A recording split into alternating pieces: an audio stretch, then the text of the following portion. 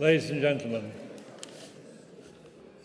I hope you've enjoyed a very good lunch, and now it's time for our after-lunch speaker. I'm delighted to welcome Professor Mona Siddiqui as your after-lunch speaker today. Mona is a very well-known commentator on religious affairs and public life in general. She was poached from the University of Glasgow in 2011.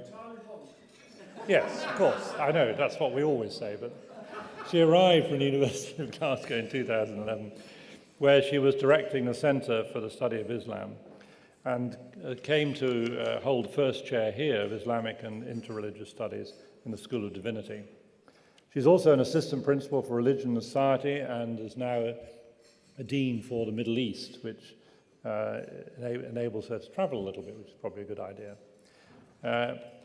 We're very pleased to have you very pleased to welcome you here today. We know you're a frequent broadcaster on the Today programme and Radio Scotland, so you're familiar with dealing with raucous audiences, which is fine. And I understand you now chair the Stronger In Europe group for Scotland, which is, from what we're hearing this morning from Tim, is a good thing to do. So we look forward very much to your address. Mona Siddiqui.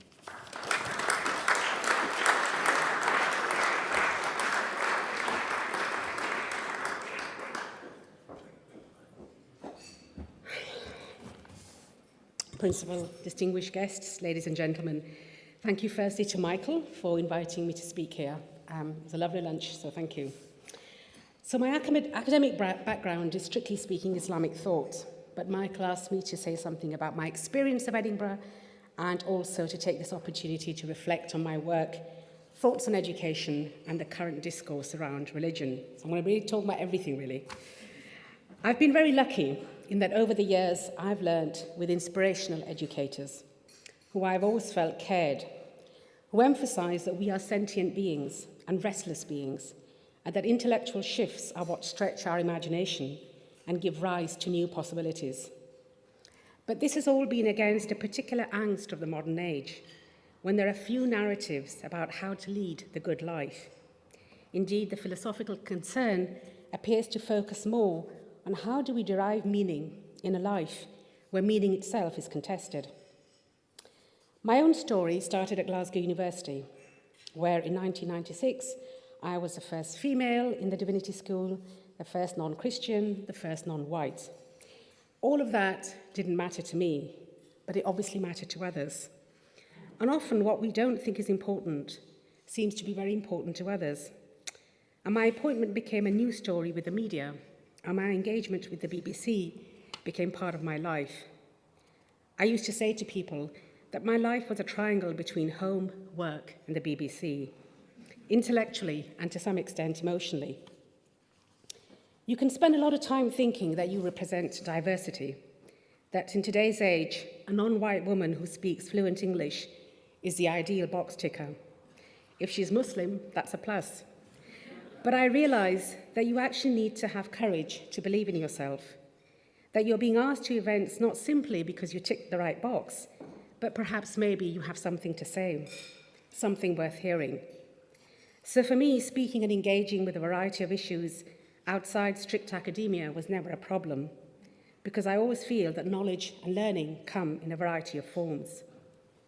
My move to Edinburgh, I say to everyone, and not just because Tim's here, has been an enormously rewarding one. I was wanted, and we all need to feel wanted in life, not just in our relationships, but that we matter in the workplace, that our voice and our presence carries value. Why Edinburgh, and why not further? Because family matters. The well-being of your partner, the children, are duties which you cannot shirk for the sake of a career. The cost is too high, and I've seen this. The skill is managing family and work so that you feel rewarded in both and by both. I also discovered a different aspect of my own relationship here, than that is friendship. I've realized that maybe our closest friends are only those with whom we share an intellectual intimacy, something elusive but magnetic. But if we can't have close friendships with our colleagues, we can nurture fellowship. And here lies a possibility of forming new communities. We often delude ourselves into thinking that we can have unlimited relational possibilities. We can counter dissatisfaction in relationships by simply moving on in search of the right people. But developing a sense of community demands we cultivate friendships with people we might not ordinarily choose. And founding friendships on commitment rather than chemistry often requires adjustment that gives new meaning to our life and work. Let me just start by saying something from where I stand in the whole context of learning and education. And although this isn't my research area, I've been thinking about this quite a lot recently. I want to say something about higher education because this is a context from which I speak. The combination of inspired education and a safe public space has brought about a kind of liberation. The realization that what we say and do in society matters at every stage of our lives, and that serving and caring are essential to virtuous living. We should always live with the moral obligation to give something back. But universities have become big businesses where the student falls somewhere between learner and consumer. But I sometimes feel there is a missing factor in higher education. Harvard University's first ever college president, the Czech John Comenius, who in the end didn't actually take up his role, believed through his Christian conviction in education for all, including the poor and women. For Comenius, universities should help students cultivate expertise in the conduct of a good life, teach young people how to be wise. But this seems almost unthinkable today. People teach subjects, not morals or wisdom, as these are seen often as unprofessional distractions. So how did this shift take place? Some claim that the research culture, producing knowledge and passing it to the student, replaced forming the student. Broad topics related to life as a whole were marginalized. But even until 1876, Daniel Gilman, the founding president of Johns Hopkins, America's first research university, claimed that everyone agreed that the job of the university and its faculty was to, quote, develop character and to make men. The university misses its point, he says, if it produces learned pedants or simple artisans or cunning sophists or pretentious practitioners. The lament is that there is an absence of moral wisdom for life in universities. And in a speech in Munich in 1918, the German sociologist Max Weber described with devastating, detached effect what had become of the modern German research university and the specialized science that it embodied. Science could not bear the weight of the ethical demands that its forefathers in Berlin had placed upon it. Institutional science was not a way of life, it was a profession. And like any profession, it had little to say about questions of value, meaning, worth, and the good. Questions about how one should live, claimed Weber, were of no concern to science, and attempts to glean moral guidance from science were misplaced, elegiac longings for an enchanted world that had long since disappeared. In a pluralistic society, the university has to ask systematically how the manifold ends and purposes of the people who inhabit it might fit together. But it can only do that if it acknowledges that its scholars and students are full, embodied people with desires and often at times incommensurable notions of the good.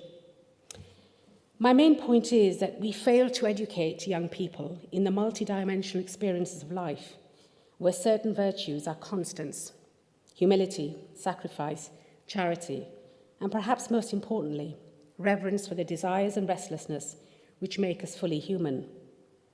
Knowledge alone is not sufficient for leading the good life and for appreciating the metaphors of life.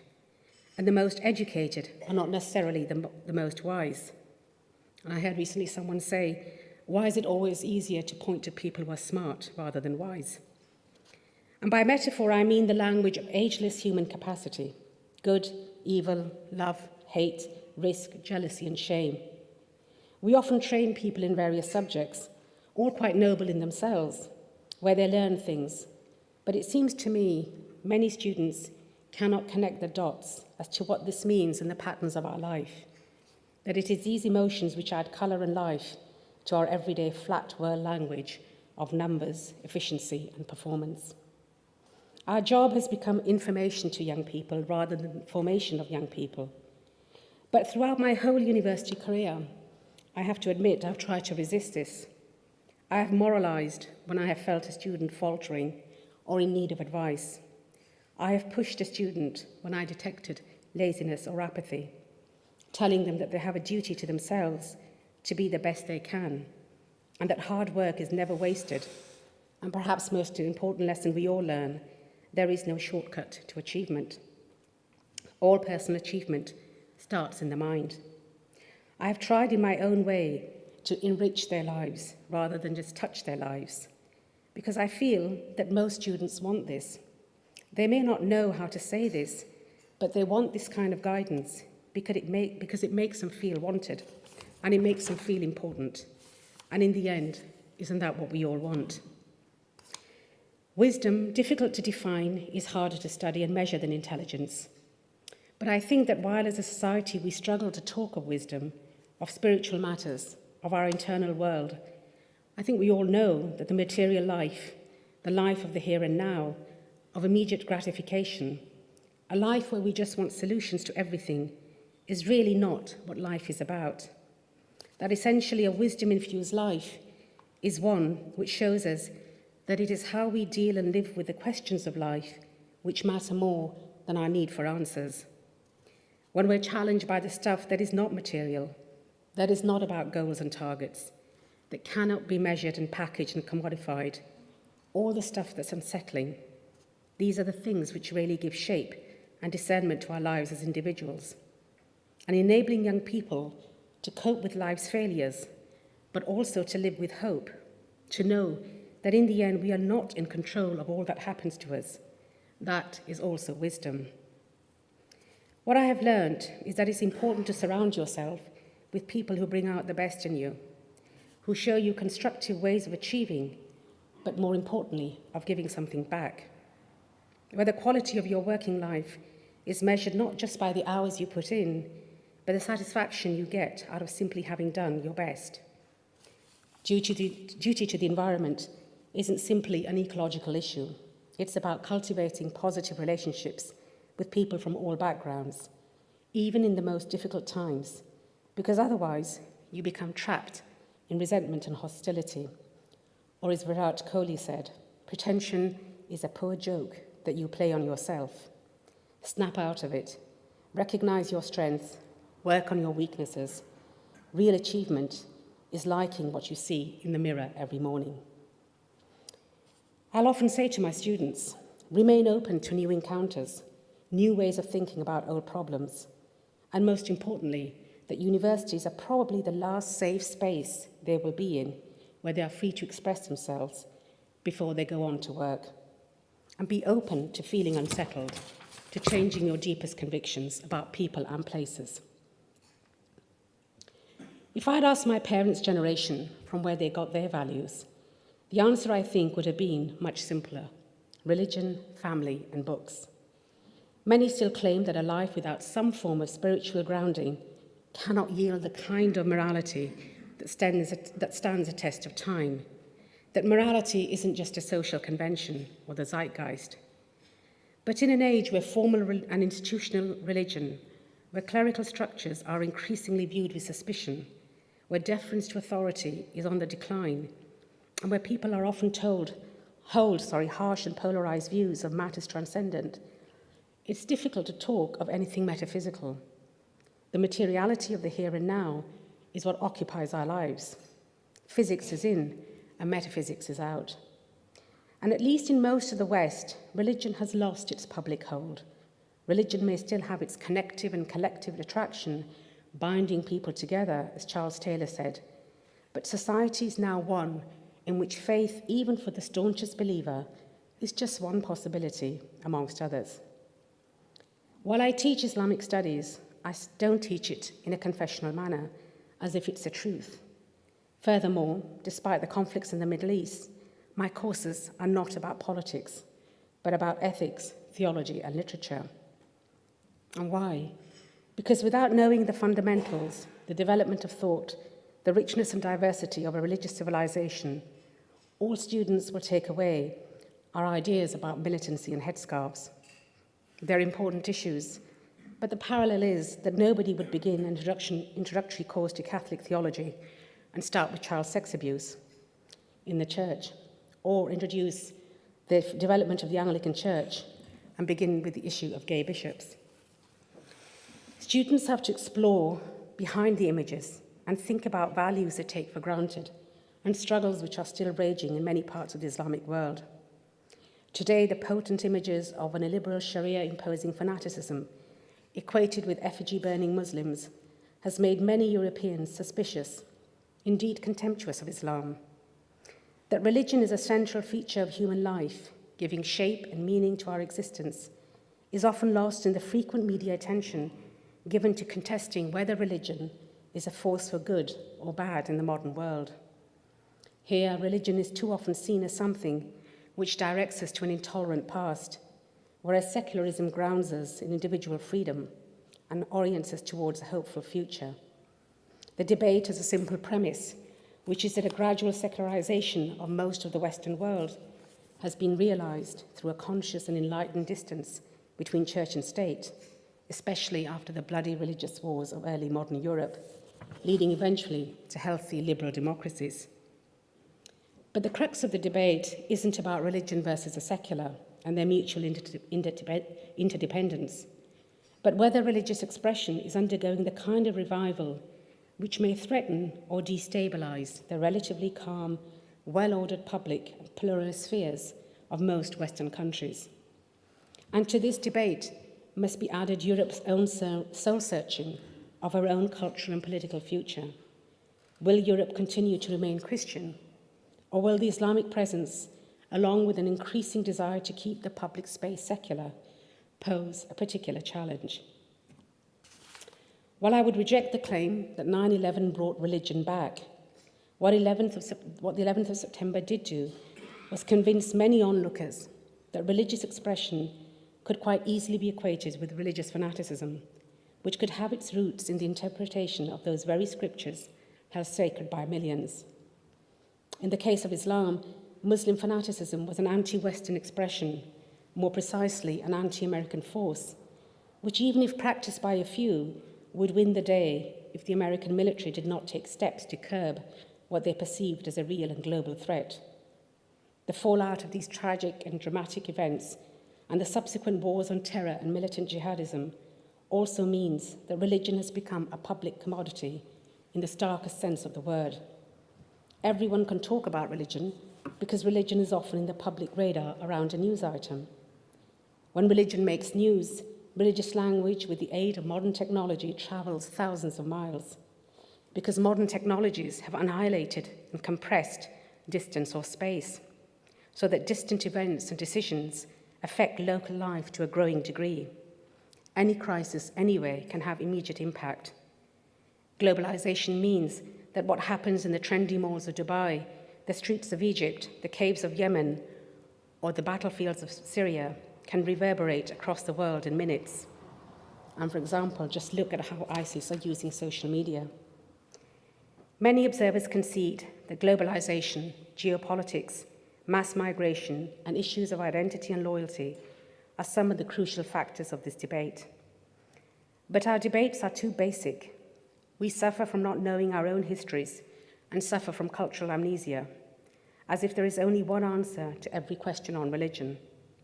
And that is why, when I teach, I try to encourage students to read from a variety of sources: literary, religious, philosophical, Western, Islamic, any sources that make them rethink their own assumptions. To conclude, in his essay on Why I Write, George Orwell said that one of the reasons he felt compelled to write was because of his desire to push the world in a certain direction, to alter other people's ideas about the kind of society they should strive for, to make political writing into an art. T.S. Eliot said, "It is in fact a part of the function of education to help us escape, not from our own time, because we are bound by that, but from the intellectual and emotional limitations of our time." And for me, this intellectual and emotional limitation is the essence of teaching, that we don't feel constrained. Being aware of difference between cultures, religions, and backgrounds is paradoxically and fundamentally about recognizing the interconnectedness of human civilization and human thought. Engaging students to think in these ways is both an inspiring and a humbling task. Thank you.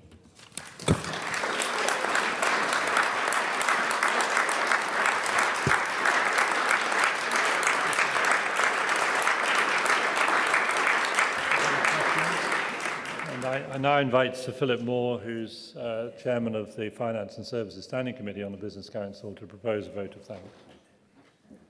Thank you, Charles. And before I say thank you to Mona Siddiqui, I want to say a couple of other words of thanks. The first is to those involved in this morning's meeting of the General Council, which I thought was outstanding. It was expertly chaired, brilliantly addressed, very well organised, and thoroughly interesting and involving for everybody who was there. And the second thing I want to do, by way of immediate thanks, is to thank those involved in preparing the lunch that we've enjoyed. It's been very good indeed. I only had one complaint on our table, which was that we would like chocolates with the coffee, please, in future.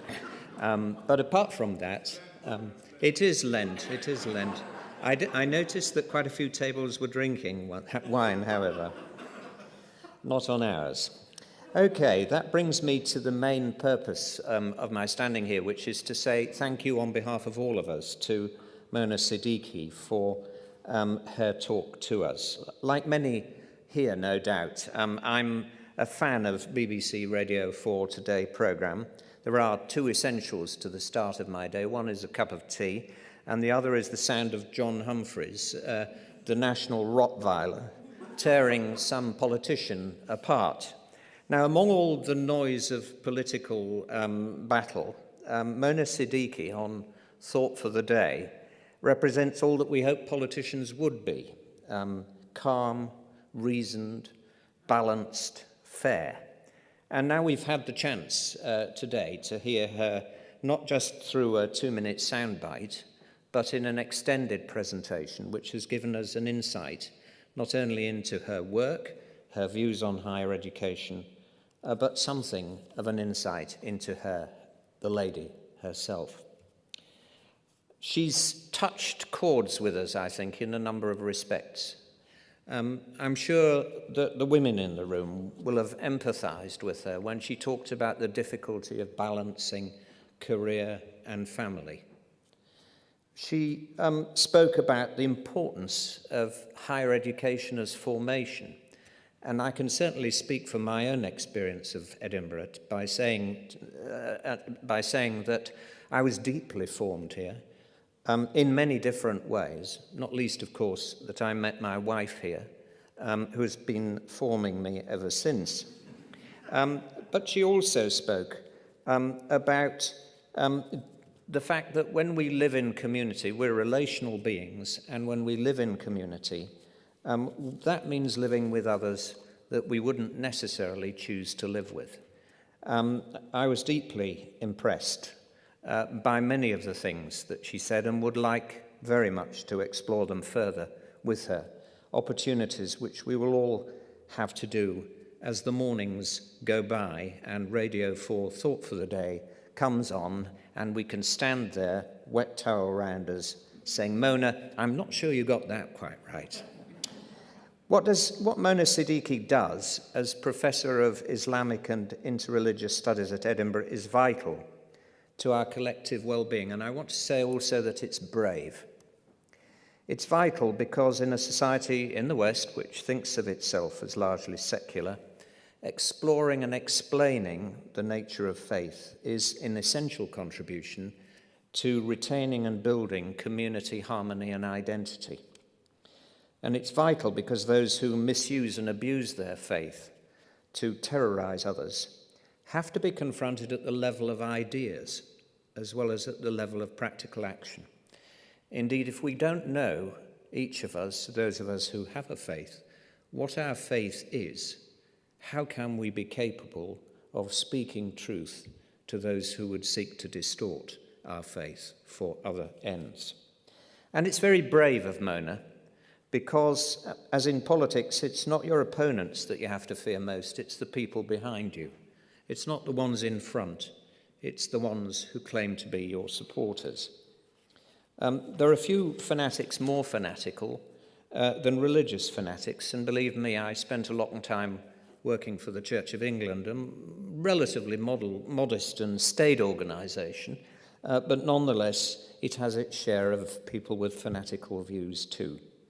So Mona, arguing with them, speaking for your faith in a calm and reasoned way, requires true courage.